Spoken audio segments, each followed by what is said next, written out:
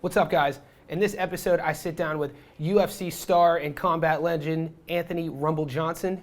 We discuss the modern day age of combat fighting, bare knuckle fighting, and where it has its place in culture. We also talk about what's going on in the world with COVID-19, and he shares insights on business and entrepreneurship. Stay tuned. Man, I just checked your story. You were talking about Who Wants to Chat BKFC.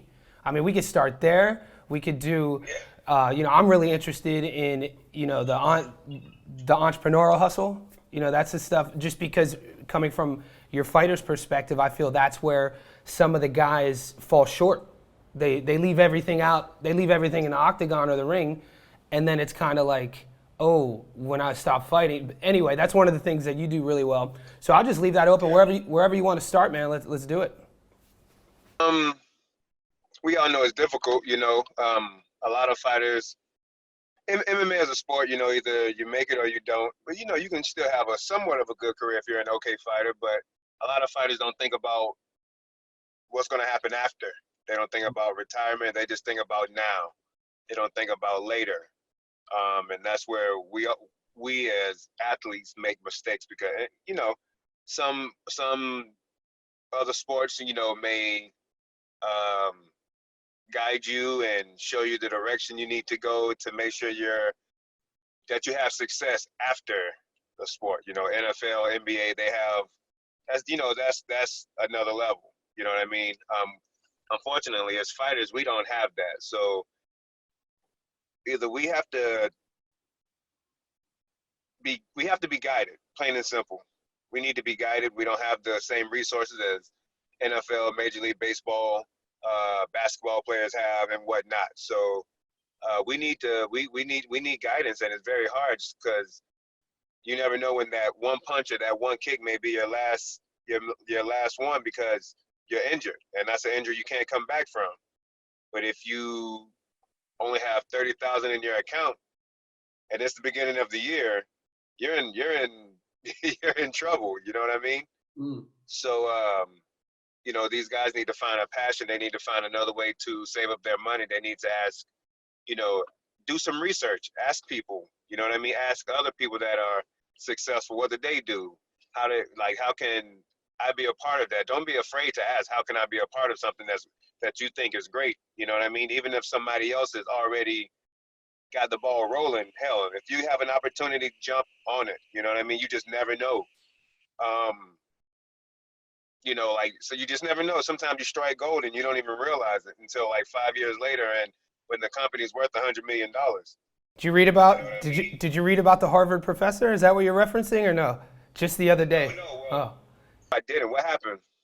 Basically, I think 6 years ago. Now he's a virologist, so his whole background and life's work is built around finding cures for viruses. And so 5 years ago, he invested in this sort of virus biotech company for basically pennies. And just recently, because where the world is and everybody's scrambling to find immunity for COVID-19, he became a billionaire. A billionaire. Yeah, just all you got to do, just Google Harvard professor billionaire, and his name will come up. I just read about it yesterday. It was blown. You can't get mad at that at all. You know what I mean? That's inspiring, man. What I was referencing to was a lot of people don't know him, but you probably know him, Kenny G. Yeah. A lot of people, you think about Kenny G, you think of in our era, we think of Kenny G being a musician and and playing the flute and whatnot and all that stuff. You know what I mean? He was dope. Mm. You wouldn't think this man invested in Starbucks because a friend I think what I had read was a friend had suggested it or something like that, or was just getting into it. Because he knew the guy who was starting it or something like that, and he invested some money into it, and now Kenny G's worth like $100 million. See? You know what I mean? So you got to take those chances and stuff. Sometimes when people say, this may be a good opportunity to invest, you really need to dig into it and see if that's a good opportunity.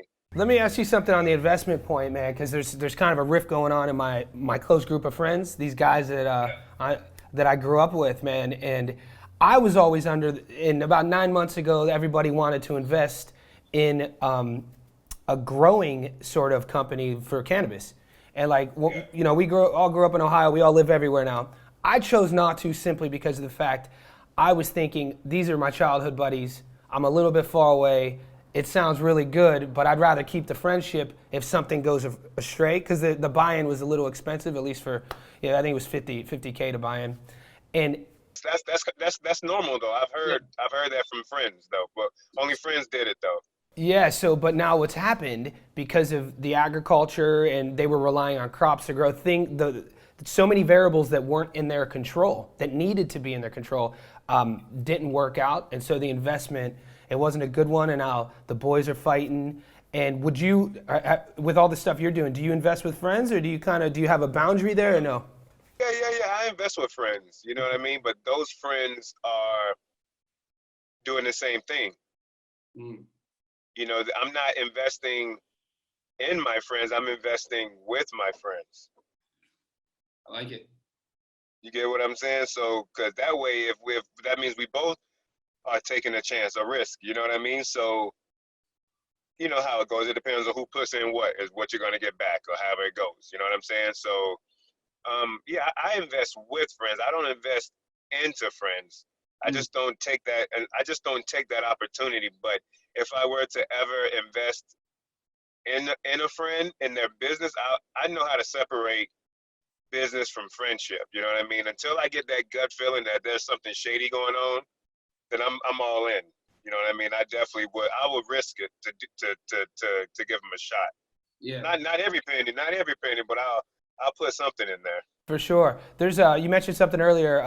Being mentored or being guided post career or even in life is very important. Having people around us that have our best interests in mind. I always go back to your last fight in the octagon. It was after you were speaking, and on the point of being guided, I was blown away. Now the media the next day was blown away because you announced you weren't going to fight again. But I was blown away that after the fight, you had the wherewithal in that moment after you were just in a cage to talk about the sort of business ventures you were going to be getting into and things that you might want to you have a career outside of the octagon. Was this something that was just instinctively spoken out of you, or were you being guided? Did you have a mentor, and did you sit down and be like, look, if this is the last one, let's at least use this platform to kind of get that message across? How did that pan out? Um, it really wasn't planned. I planned it. I didn't really tell anybody. You know what I mean? My close friends, they knew, but yeah, it really wasn't strategic at all. Really? So you You were know, just taking advantage of the moment? at that point, I was already burned out. You know what I Okay. mean? So I was already kind of checked out, but I knew what else I was getting myself into. So I really wasn't trying to like promote anything like that. I was just letting them know like this isn't the end of the road for Anthony Johnson. That's right. Yeah, I've seen you recently. You did sumo. You did the sumo wrestling, Yeah. and then And I did some sumo and had some fun with it. It was a great experience. The outcome wasn't the best because of the situation with the owners and stuff. You know, because nobody got paid. And oh, so you went in that you went in that as a professional. You didn't go in that as like a marketing thing. That was yeah, okay. That's good. I didn't know that. yeah. No, I went out there and actually tried to move those boys. You know what I mean? So, you know, I practiced. I practiced for that. How do you go about practicing for sumo down? You're down in Florida? Yeah, Eric the trainer in LA for Celebrity Sweat. Mm, He's good friends with a guy named Sumo Dan, and Sumo Dan, obviously, he's competed all around the world with the name Sumo in it. So okay. you know, Eric is just an awesome individual as a man, you know, and he's so nice, and the guys at Celebrity Sweat are so nice, and so they just want to help everybody out and see everybody win. So Eric calls me one day. He was like, "Hey, guess who I got with me now?" And I'm thinking somebody that's in the fitness industry or some actor. Mm, And he's like, "Oh, I got Sumo Dan," and I'm sitting there like, "Who the hell is Sumo Dan?" You know what I mean? But Eric has so much energy about him and such, you know, great energy about him. When he introduced me to Sumo Dan, he was instantly a friend of mine. You know what I mean? So Eric flew him over, and we just started practicing for about a week and a half. and it was a lot. It's a lot to learn. It's a whole new language.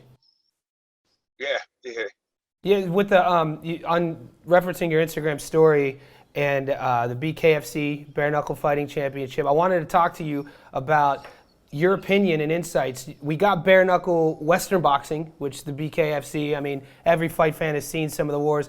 I personally, whenever you see fans talk shit about like the Jason Knight fight or the Artem Lobov fight, both like to me that's like intimacy at the highest level. You know, just two humans just trying to problem solve with that sort of skill. My question though is, are you familiar with Lethwei? Lethwei. It's a 2,000-year-old martial art from Burma, modern day Myanmar, and the story. I've heard of it. Sorry, I've heard of it. I don't really know much about it. It's basically Muay Thai with no gloves, and the headbutt is legal. Oh, really? Yeah. So if you don't know, if you're not too savvy on the rule set, and with BKFC, I wanted to ask you: do you think that there's a place in the general population's heart moving forward for bare knuckle fighting overall as like a mainstream sport? Yeah, I think so. I think so. Like everybody has, for the most part, gotten to a good scrap and was like, "Yo, that was needed. We needed to have that to get it out of the way. I need to get that off my chest." You know what I'm saying? Like everybody's had a good scrap. Healthy people. I think it's healthy, man. Yeah, you need it, dude. Like For sure. They should teach it in schools. everybody's had, for the most part, everybody's had a good scrap. This right here is just two professionals at it. You know what I mean? So it's first of all, the key word is professional. That's You know right. what I mean? So it's just not somebody off the side of the road going in there to fight. It's just not going to happen. You know what I mean? These are some of the best to do it right now in this era. You know what I mean? So if how many times has the public not given something a chance, and then within like they talk so much trash, and then within the next like 5 years, it's like the biggest thing out there. You know what I mean? So it's gotta run its course before it really gets mainstream. But it's right there. It's got people talking about it.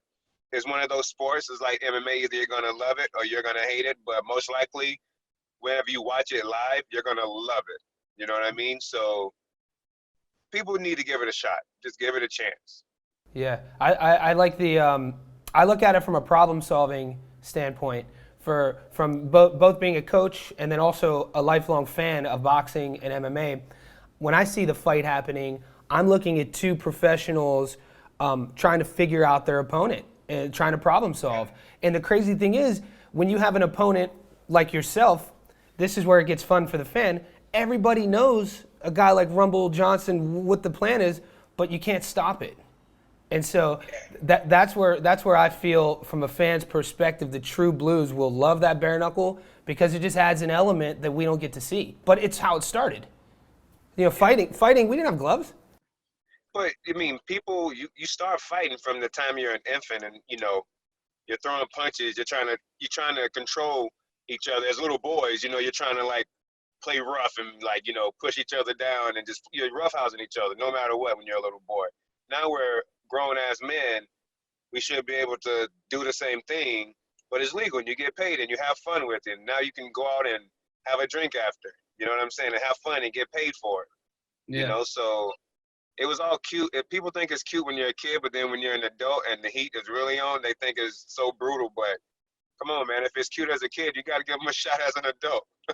That's right. Are you what are you doing personally outside of your professional career, kind of handling what's going on, with COVID-19? Where do you stand? Are you still training? Are you still preparing for things? Let's talk about that.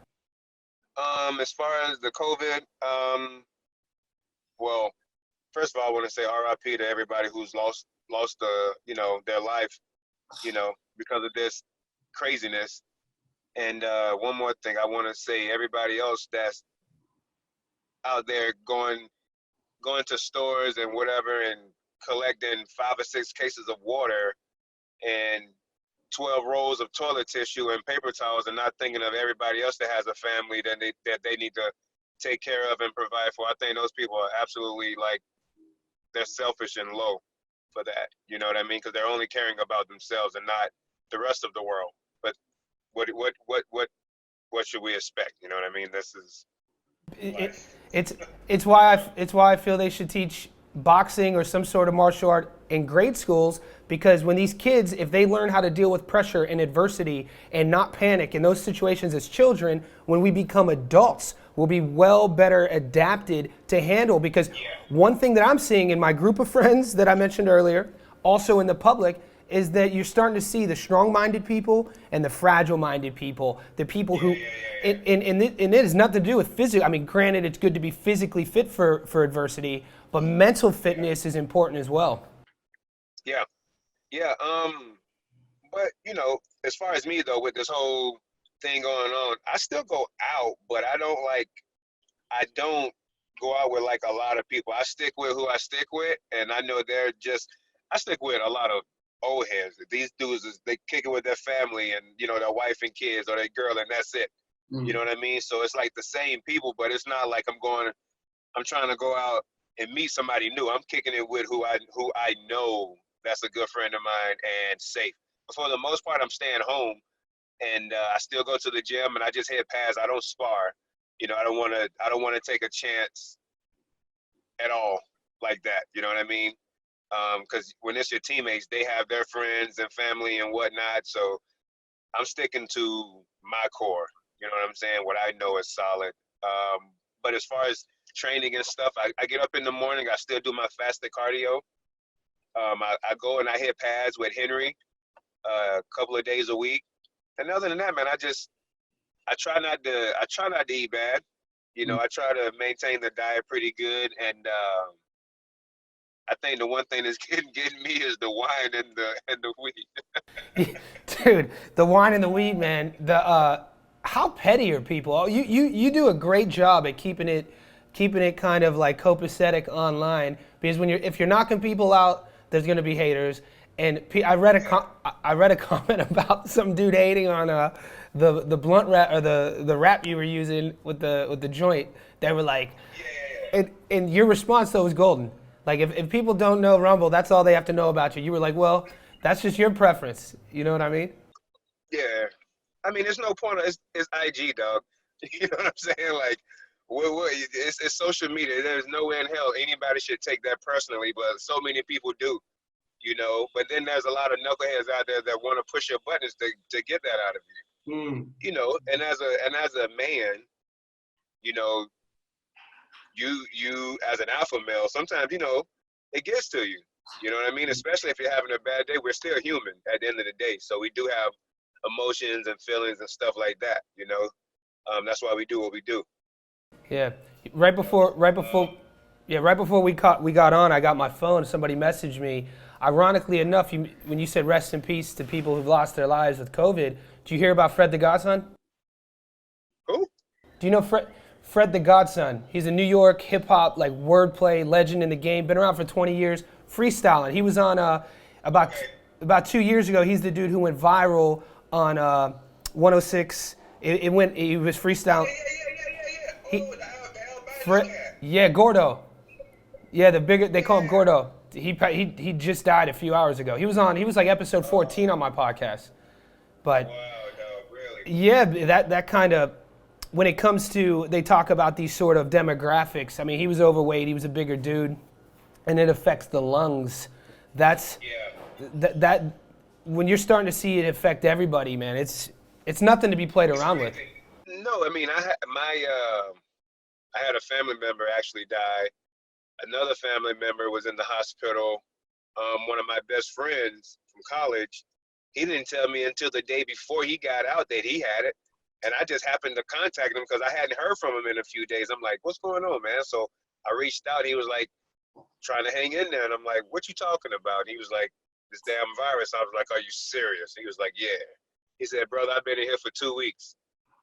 I'm like, are you kidding me, man? Like, he didn't tell me at all, dude. Yeah, that's So much going on. And then today I got 2 text messages saying that somebody's grandmother died and somebody's dad died. So I'm like, it's going around, man. It's no joke. it's no joke. And for these, these dummies out here that want to go ahead and open everything up publicly, and like, come on, man, like, why? Just because people want to protest because they want to go out and have some fun, I'm like, you're gonna feel differently once you get it. Right. But then it's too late. It's too late. So you should have thought about that before you wanted to be bold and all of that, and think that it wasn't going to touch you, that you were, invincible. So I think people just need to get right, because right now, in my opinion, if you have time, this is the time to get yourself right and come up with a good, solid game plan for the future. You got more time than ever right now. You talking about you wanted a vacation, you don't like work. Well, right now you got the longest vacation you're gonna probably ever have, besides death. You know what I'm saying? So people just need to get right, man. That's it, and just follow the rules and pay attention and be clean, because dog, I never seen so many people talk about washing their hands and being clean and sanitize everything. I was like, they've been teaching us this shit from day one, and now since people are dying, you decide that you want to be clean. Like, come on, let's be real, man. Like, it takes a couple of deaths to make you believe in something. It's crazy. That shows up, and that sort of mindset approach of that person shows up in almost every other area of life. Like, let's wait until something happens to fix something, rather than put the work in before and prevent things. And couple things before I let you go, man. I know your time's valuable, man. You're still a busy dude. It's all good, bro. I wanted. I like talking to you, so Yeah, cool, man. Dude, I could talk all on and on, bro. Lucky one of the cameras we're using is a Sony A7, and it shuts off after 30 minutes. So I've learned from past mistakes. If you don't mind me asking, I do want to know, me being actually a friend and a fan of yours as a fighter, I just love your style, man, and in that my background psychology, I love the psychosis you put people, your opponents under, man. You can't teach it. Are you, like, I'm hearing mixed kind of people, heavyweight, light heavyweight. In a perfect world, what does that fight coming back look like? I don't care who it is, but for you, what does it look like? I don't know. I can fight both, so I'm honestly comfortable at both. Okay. I can go either way. I can make light heavy if I need to. I'm big enough to stay at heavyweight. You know what I mean? So I can play both sides of the field if I want to, but most likely, I'll probably go back down to light heavy. You know what I mean? Just to try and get to what I was supposed to get to from the beginning. But if it doesn't happen, it doesn't happen. If my body doesn't allow me to actually lose, more weight, then I'll just go up to heavyweight. I mean, it's either or. Obviously, I'm not afraid to fight anybody at any weight. I fought at heavyweight. I fought Andrei Arlovsky. A lot of people want to say he's washed up, but Andrei Arlovsky is still a dangerous man. World class. He hits hard. He hits hard, and he's experienced. The guys that have knocked out Andre just happened to hit him hard, harder than I did on the right and on the button. And when I cracked him, I was off just by a little bit, But I broke his jaw, and he got up. I knocked out 5 teeth, and he was still coming at me for 10 minutes. That alone, and it's me. I know I swing hard, and this man is still coming at me. So that lets you know how tough he truly is. A lot of people take him for granted, but Andre is the toughest SOB I've ever fought. What's that like, Rumble, for you? Like, when like, you broke the dude's jaw, he's missing teeth. I didn't know. Okay. I didn't know. Okay. I didn't know. So it's not like you knew in the moment. Okay. Yeah. Well, Andre's jaw probably wouldn't have been broken if it wasn't for the judge or whatever, the commission guy that was had the timer. Oh. Because we went over an extra, I think, 6 or 7 seconds over time.